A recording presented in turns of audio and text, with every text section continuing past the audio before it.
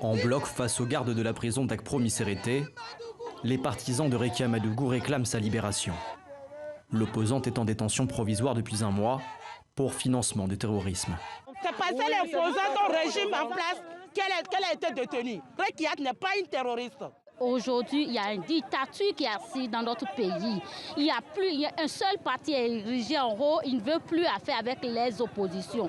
Quand on sent qu'un opposant soulève la tête, on le prend, on le jette en prison. Nous voulons la paix. Selon une cellule de veille à laquelle participent plusieurs partis d'opposition, 50 activistes et militants seraient ainsi emprisonnés.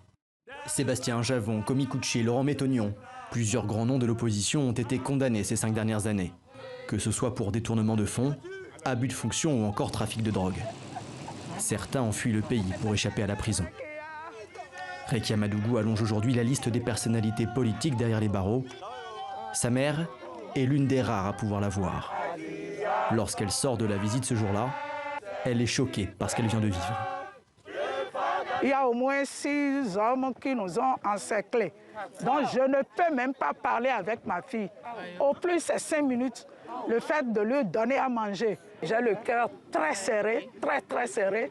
Mais quand je regarde derrière, je me dis, je ne suis pas seule. Nous sommes là, les enfants le savent. J'arrive à supporter. Comme plusieurs opposants politiques, Rekia Madougou est poursuivi par la Criette, la Cour de répression des infractions économiques et du terrorisme. Cette instance judiciaire créée par le président Patrice Talon est accusée par l'opposition d'être à la solde du pouvoir. Une thèse étayée cette semaine par l'un de ses magistrats qui a démissionné et quitté le pays.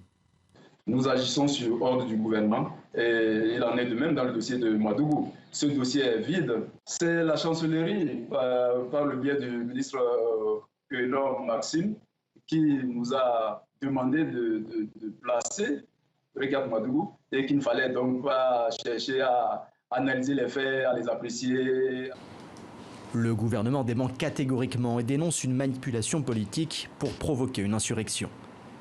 Selon son porte-parole, la justice est indépendante et il n'y a pas de délit d'opinion au Bénin, seulement une lutte plus acharnée contre la corruption.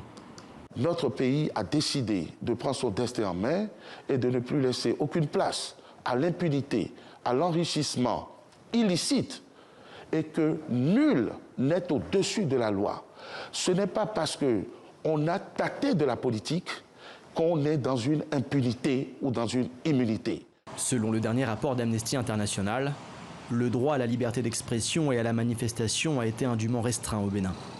Le rapport pointe notamment du doigt la fermeture de plusieurs médias d'opposition, rendue possible grâce à une loi de 2018 sur le code du numérique.